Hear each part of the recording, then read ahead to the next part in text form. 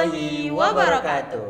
Halo Sobat Mandawangi, kembali lagi di podcast spesial Ramadan Mandua Banyuwangi. Bersama aku Bunga dan aku Izu. Yeay. Halo Kak Izu. Halo Kak Bunga. Gimana nih kan bulan puasa masih semangat gak nih? Alhamdulillah masih semangat dong pastinya. Harus semangat menyambut bulan yang suci ini. Masya Allah. Terus Kak Bunga gimana? Alhamdulillah baik ya. Baik, alhamdulillah. Masih semangat tentunya. Masih semangat walaupun udah mau belakang-belakang nih Iya, tetap semangat. tetap Masih semangat. udah ada yang belum? Udah ada yang bolong belum? Udah dong tentunya. Oh iya sih. Iya. Maklum ya cewek soalnya. Iya, kamu udah ada yang Enggak dong, enggak boleh. Oh, iya. Kan kita sebagai santriman, siswaman enggak boleh bolong benar, puasanya. Masya Allah. Kita first time banget gak sih? Iya, Di bulan Ramadan ini kita pertama kali menjadi host berdua. Iya, betul tentunya. Betul banget. Nah kan ini ngomong-ngomong bulan spesial ya. Tentunya apakah ada tamu yang spesial juga nih? Bulan Ramadan yang spesial harusnya ada tamu juga yang spesial dong. Iya dong, Masya Allah. Setiap hari kan spesial. Iya spesial, tapi ini juga salah satu yang spesial. Masya Allah. Ya. Soalnya jadi salah satu guru terfavorit nih. Oh, salah satu guru terfavorit, Iya. Masya Allah banget. Cluenya guru terfavorit nih. Iya. Ada lagi nggak nih cluenya? Baik, ramah, mudah senyum, ramah senyum. Masya Allah. Apalagi ya? Banyak lah pokoknya. Banyak pokoknya. Langsung aja gak sih? Kita sambut. Iya. Assalamualaikum Bapak Ali Fauzi. Waalaikumsalam anak-anak aku. Gimana kabarnya Pak? Alhamdulillah. Khair Alhamdulillah, insyaallah. alamin. Saudara sehat. Tetap semangat ya Pak ya walaupun Alhamdulillah puasa. semangat pada puasa yang pagi Iya. ini. Alhamdulillah tadi malam sudah sahur. Alhamdulillah. Alhamdulillah. Plus tahajud. Oh, Masya Allah. Teladan. Iya. Sebagai guru juga harus jadi teladan Oke, gitu. Bapak boleh perkenalan dulu, terus juga Bapak ini di Mandua Banyuwangi mengampu pelajaran apa, terus berapa lama mengajar di Mandua Banyuwangi Bapak? Baik, terima kasih waktunya. Perkenalkan nama saya Ali Fauzi. Saya di Madrasah Aliyah Negeri 2 Banyuwangi ini mengajarkan, mengampu mapel mata pelajaran fikih dan sejarah kebudayaan Islam. Jadi dalam tema yang kita usung tadi insya Allah ada keterkaitannya. Iya, Ya. Masya Allah. Kemudian yang kami ampu yaitu kelas 10, 11 dan 12. Insya Allah seperti itu anak-anak. Oke. Dari kapan Bapak mengajar di Mandua Banyuwangi? Dari tahun 2023. Oh, 2000. Lumayan jadi pas tahunan Januari. ya. Oke. 3 tahun. Masya Allah. Alhamdulillah. Oke Pak, ya, ngomong-ngomong tentang puasa nih Pak, boleh diceritain nggak sih Pak tentang sejarahnya puasa nih gimana dong Pak? Kadang juga kita juga belum tahu nih sejarah-sejarahnya ya gitu. Oke, bismillahirrahmanirrahim. Sejarah puasa sesuai firman Allah Subhanahu wa taala, bismillahirrahmanirrahim. Ya ayyuhalladzina amanu kutiba alaikumus shiyam kama kutiba alal ladzina min qablikum la'allakum tattaqun. Al-ayah. Artinya bagaimana puasa itu sudah diterangkan dari kakek moyang kita pada zaman Nabi Muhammad SAW, di mana perintah tersebut turun pada saat wahyu surat Al-Baqarah ayat 183. 183. Betul, surat Al-Baqarah ayat 183. Anak-anak, kenapa diturunkan bulan puasa itu menjadi bulan Ramadan yang penuh berkah dan diwajibkan untuk berpuasa? Karena itulah adalah suatu bulan yang diturunkan dengan penuh makna dan penuh keberkahan. Itu.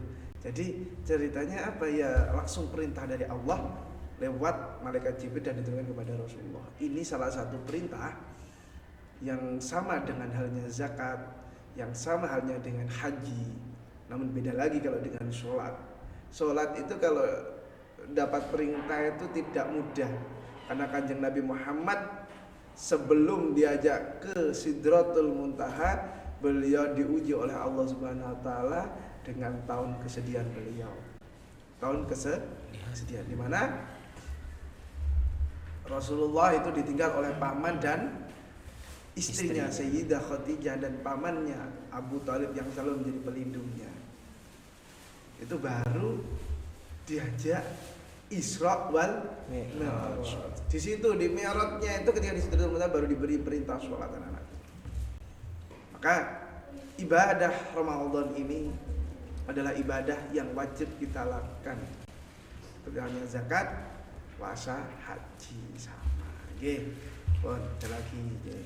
Nah, kan bulan Ramadan itu bulan-bulan banyak peristiwa besar ya Bapak. Betul. Tentunya apa menurut Bapak peristiwa apa yang berpengaruh dengan zaman-zaman sekarang mungkin? Peristiwa yang sangat berpengaruh di zaman sekarang. Jadi peristiwa di zaman sekarang itu bermacam-macam tiap tahunnya. Jadi tergantung sikap kita. Karena puasa sendiri dari zaman dahulu sampai zaman sekarang yang saya tahu setelah saya lahir, kemudian di usia 5 tahun itu seneng puasa itu dulu dari lintas masa ke masa. Mulai tahun 2000 itu sudah apa ya namanya, ada yang namanya sebelum buka itu merconan, iya kan, pakai mercon, tapi mercon sederhana tradisional. Kalau orang bilang Jawa itu namanya mercon pendem. Gimana itu Bapak? Pendem itu gini. Jadi buat seperti halnya tungku. Kalian tahu tungku nggak? Oh iya. Tungku yang panjang itu sebelum buka, tapi buatnya mulai setelah zuhur. Buat dulu, dipasang bata, digunduk ini seperti halnya kuburan yang panjang. Semakin panjang semakin keras suaranya. Dulu. Kalau sekarang sudah canggih ya. Peta ya, sekarang sudah canggih. Pakai kembang api. Iya. Yang bisa bergambar Pegasus, gambar bintang lah macam-macam. Kemudian suasana pasar yang dulu itu lebih hikmat di ibadahnya. Jadi di puasa sendiri itu sebenarnya hal-hal ya makanan-makanan yang tidak nikmat biasanya kita. Segelas air putih kan bagi kita kan hambar ya, biasa aja, tidak ada rasa kan, tawar. Tapi ketika bulan puasa mau berbuka, Masya Allah, mau adzan ada air putih, nikmatnya Masya Allah. Dulu itu seperti itu. Tapi kalau zaman sekarang semuanya sudah ribet, berburu yang namanya ngabuburit. Pada berpikir nih, waktunya cendol dawet, es campur, es buah, macam-macam. Cari es creamy, full creamy. Yuk nyore yuk, ngonten yuk, ngabuburit yuk. Nah, banyak sekali anak muda zaman sekarang yang mempengaruhi hal-hal yang seperti itu, sehingga mengakibatkan dia lupa akan ibadah sholat maghrib. Karena sebenarnya sholat maghrib itu waktunya sebentar, hanya sekitar 1 jam 30 menit kalau dijamkan.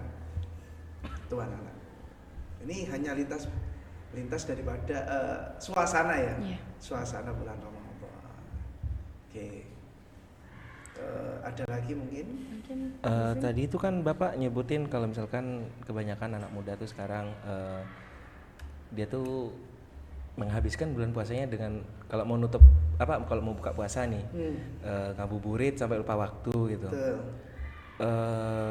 Mungkin saran dari Bapak biar nggak hikmahnya Ramadan nih nggak berkurang gitu, jadi pahala atau fadilahnya puasa tuh nggak berkurang, apa sih yang harus dilakukan oleh anak muda tapi tetap bisa nongkrong ngabuburit gitu loh Pak? Oke. Nah, gini, sebenarnya kita ini sudah, kalau saya bilang arah ngabuburit itu sebenarnya pengalihan anak-anak remas dari masjid menuju kafe ataupun warung-warung yang dibuka, yang memang dibuka setelah sholat asar sampai menjelang buka gitu. Banyak sekali karena mereka menganggap itu kesempatan yang besar. Memang besar kesempatannya karena banyak sekali yang berburu. Pak, bagaimana kita cara mengedukasi mereka? Caranya gampang, kita harus mempunyai strategi, yaitu mengarahkan mereka kembali lagi ke masjid. Kalau pengen berbuka, nuansanya berbuka Ramadan yang seperti dulu, bazarnya dipindah depan masjid. Bisa jadi, kan hanya ide. Bisa jadi ditaruh di sebelum arah ke masjid. Jadi biar apa anak-anakku? Kenapa bazarnya ditaruh di sekitar masjid? Karena biar dengar kalau sudah azan. Kemudian jamaah itu penting. Tapi juga kita juga harus saling mengedukasi. Karena anak muda itu kan edukasinya juga lewat media sosial seperti ini kan. Ya banyak-banyak kita ajak-ajak sama teman. Karena yang namanya mengajak dengan menjauh itu susah mengajak. Ya toh? Karena mengajak ke kebaikan. Kalau mengajak ke keburukan sangat mudah. Ayo rek bolos. Mudah.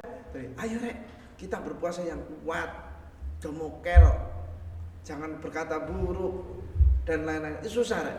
Susah. Nah anak yang notabene anak-anak itu susah diajak. Kalau mudah diajak, yo ayo izin, sholat maghrib di jamaah, azan, siap bapak. Mudah kalau anak-anak notabene memang dari backing belakangnya itu dari lingkungan-lingkungan yang beragama. Kalau yang beragama, ya memang susah. Nah itu sebenarnya anak-anak yang model seperti itu adalah anak-anak yang mengantarkan kita ke surga lebih cepat daripada dia. Iya, kita sangat diuntungkan dengan adanya mereka. Bukan menjadi hama, malah itu menjadi ladang pahala bagi kita. Kalau kita mengerti hakikat daripada ajak sebagai seorang muslim. Betul betul. Betul. Iya, lanjut. Nah, jadi gitu guys. Tentang puasa nih Pak.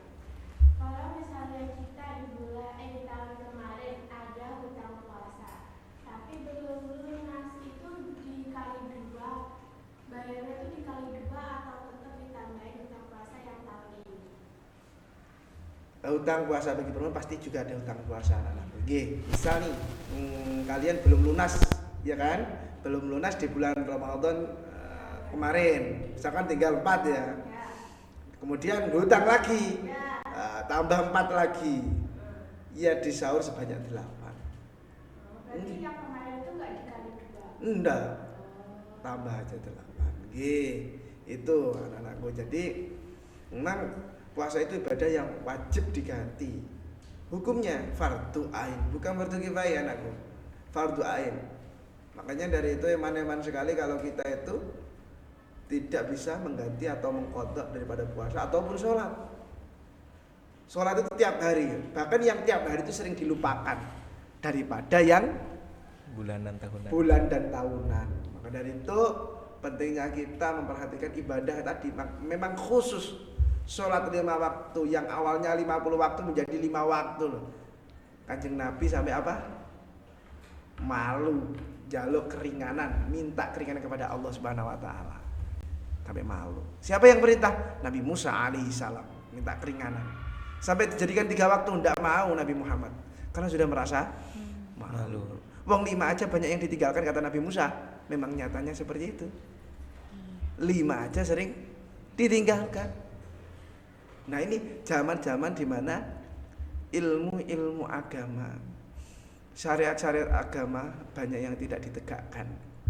Artinya kita harus sadar sebagai seorang siswa, seorang pendidik, kita harus lebih belajar lagi yang giat.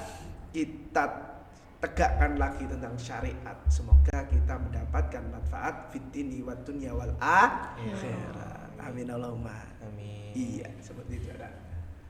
Nah, terus nih Pak, balik lagi nih ya Pak ke hikmah-hikmah bulan Ramadan. Betul. Kan tadi juga Bunga juga udah nanyain banyak banget nih kejadian-kejadian di bulan Ramadan ya. Ada juga kalau nggak salah tuh perang ya Pak ya waktu Ramadan dulu itu. Dan juga di bulan Ramadan tuh juga ada malam nuzulul Quran ya. Yang dimana pada hari itu Al-Quran diturunkan. Nah, mungkin ada nggak sih Pak selain itu sejarah-sejarah atau hikmah-hikmah yang ada di dalam bulan Ramadan ini Pak? Selain daripada itu mungkin kayaknya masih 2 itu sih. Jadi yang saya pahami masih ada 2 peperangan tersebut, kemudian dan malam nuzulul Quran anak.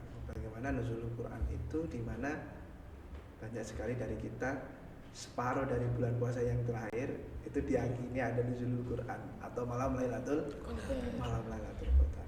malam, 1000 malam dari lebih baik dari 1000 bulan. bulan dan tahun dan hari. Di hari itu, tapi kita tidak diberitahu di mana letaknya. Karena pahalanya sendiri juga tidak dikasih tahu seberapa besar. Karena tidak dapat dihitung dan digambarkan.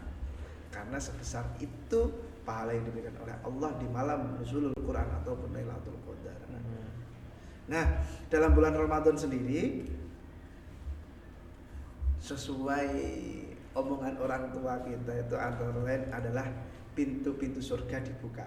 Memang dibuka selebar-lebarnya. Pintu neraka ditutup. Kenapa anak-anakku? Di situ banyak keberkahan. Menahan lapar, menahan minum, tidak mengucapkan kata-kata yang kotor, itu pun juga dapat pahala. Ditingkatkan levelnya sampai 10 kali itu. Ada juga setan-setan dibelenggu. Iya, setan-setan asli yang terbuat dari api. Tapi kalau setan yang terbuat dari tanah tidak bisa dibelenggu. Siapa itu? Manusia. Setan kan ada dua, ada setan yang berasal dari api, ada yang setan berasal dari tanah, ya toh. Yaitu kan temennya kita sendiri, biasanya nyetani, yuk mokel yuk, yuk balas yuk. Ojo hormat karo guru-guru kae. Nah, iya. Nah, sesuai dalilnya Rasulullah SAW yang diriwayatkan oleh Imam Ahmad. Qad ja'akum Ramadhana syahrul mubarak. Iqtaradallahu alaikum siyamahu tuftahu fihi abwabul jannah wa yu'laqu fihi abwabul jahim wa tughlaqu fihi syaitan fihi laylatul khair min alfi syahr. Bulan yang lebih baik dari 1000 bulan. Pintu surga dibuka, pintu neraka ditutup, setan dibelenggu. Ini dulu orang-orang tua kita, puasa Ramadan poso Ramadan kuwi setan padha di taleni padha diborgol. Ojo wedi sampean bengi-bengi melekan. Ojo wedi sampean kuwi apa jenenge? Tadarus Quran di malam hari. Karena setan itu diborgol. Akhirnya apa? Kita semangat. Maghrib dong dong dong, tok tok tok deng deng. Bawa takjil, gitu. Masuk ke masjid. Minum sekogok bismillahirrahmanirrahim. Allahumma laka sumtu wa bika amantu wa ala rizkika aftartu bi rahmatika ya rahim. Secukupnya kalau ya. Secukupnya. Setelah itu azan. Allahu akbar, Allahu akbar. Selesai. Salat jamaah. Habis salat jamaah barulah buka dengan makanan berat. Tapi ya secukupnya. Secukupnya, enggak bisa sebanyak-banyaknya. Kalau sebanyak-banyaknya itu katanya Mbak Kinda namanya balas dendam. Nah, jadi nggak boleh banyak-banyak. Kalau bisa, kalau kita banyak-banyak makan pas berbuka, saya yakin kalau kebanyakan bisa sampai mutah ketika sholat tarawih. Iya. Kalau nggak menguap, kalau nggak lagi tidur, nggak kuat Pak. Baregen belum. Terus katanya orang muslim seperti itu. Bon. Ada lagi? Nah, masya Allah banyak banget ya Iya, hikmah-hikmah banyak. dalam bulan Ramadan. Banyak sekali. apa rahmat Allah diturunkan sederas-derasnya, juga pintu surga dibuka dan pintu neraka ditutup. Nah, tadi Bapak tuh juga jelasin tentang apa malam Lailatul Qadar nih. Betul. Malam yang lebih baik daripada 1000 bulan. Betul. Nah, tapi nih masalahnya nggak tahu kapan turunnya gitu kan Pak. Betul. Nah, kira-kira ada nggak sih Pak clue-clue yang dikasih gitu? Nggak mungkin kalau tiba-tiba masa dirahasiakan doang atau gimana, nggak dikasih clue-nya terus tiba-tiba turun gitu. Oke. Jadi clue-cluenya yang diberikan dari beberapa hadis yang saya pahami, utamanya daripada Imam Ahmad, Imam Bukhari, Imam Muslim. Clue-cluenya antara lain adalah di separuh bulan Ramadan. Di kitab Fadailul Ramadan mengatakan juga seperti itu. Hadis riwayat Ahmad, di separuh bulan Ramadan di tanggal-tanggal ganjil. Tapi tanggal ganjil Hijriah. Misal nih tanggal 15, tanggal 17, 19, 21. Diyakini seperti itu. Tapi kalau Imam Ahmad mengatakan mulai separuh sampai akhir. Kenapa nggak dikasih tahu tadi? Hanya dikasih clue-cluenya saja. Kalau kita ibarat mati, kalau sudah diketahui nih, misalkan Pak Ali Fauzi mati di bulan Desember, kira-kira Pak Ali Fauzi itu melakukan perbuatan baik yang banyak apa enggak? Iya. Jelas, karena sudah divonis Mati. Apalagi kalau kita amit-amit ini ya terkena penyakit HIV and AIDS, itu kan sudah divonis mati kan? Misal nih stadium 4, 1 bulan lagi sampean mati, apa yang dilakukan? Beribadah. Beribadah yang Kenceng. yang khusyuk, wes, karena memang sudah waktunya bertemu dengan Allah Subhanahu wa taala. Sama halnya dengan Lailatul Qadar. Kalau dikasih tahu nih tanggal 29 nih, Izudin tanggal 29, 27, 28 turu dhisik. Itu dulu supaya di malam Lailatul Qadar ini dia bisa melekan los. Gitu. Tapi kalau nggak dikasih tahu, akhirnya kita melek terus kan? Hikmahnya apa? Mulai tanggal 15 sampai tanggal 30 kita melek terus. Kita tadarus terus, kita puasa terus. Kemudian kita jaga ucapan yang baik, mengucapkan kalimat thayyibah dan macam-macam lain yang sebagainya. Artinya ibadah yang tadi apa? Bulan yang lebih baik dari 1000 bulan. Gitu? Ya. Jadi bagaimana Allah mengemas hadiah yang tidak diketahui. Sama seperti itu. Jodoh juga seperti itu. Jodoh itu tidak bisa diketahui, anak. Misal nih pas kita nih usia-usia remaja SMA ini kan rasa apa namanya? Ya itu. Labilnya kita itu sudah meningkat. Iya. Meningkat labilnya. Sudah mulai suka terhadap lawan jenis. Bukan sama jenis loh ya. Iya. Tapi juga ada yang sama jenis. Karena itu ada penyakit. Kalau lawan jenis sudah umumnya. Nah, bagaimana kita menjaganya seperti itu anak-anak? Jadi benar-benar rahasia nih, memang benar. Sangat rahasia. Benar-benar dikasih kado buat orang-orang yang benar-benar beribadah di bulan Ramadan gitu ya. Hadiah ini. Hadiah. Oke, Pak. Terakhir ya mungkin. Mm-mm. Untuk Bapak Ali mungkin ada doa dan harapan untuk siswa-siswa Mandua Banyuwangi untuk selalu meneladani peristiwa-peristiwa di bulan Ramadan. Mungkin apalagi sih? Mungkin pesan-pesan Iya, ya pesan-pesan dalam juga menjalankan bulan menjalani Ramadan gitu Ramadan. dalam. Oke. Nasihat lah ya. Iya.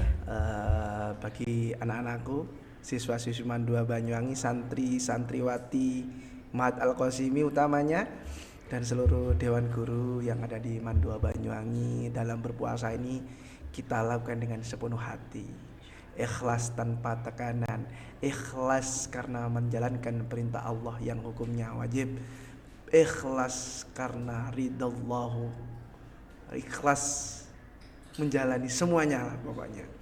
Kemudian bagi anak-anakku Mandua Banyuwangi,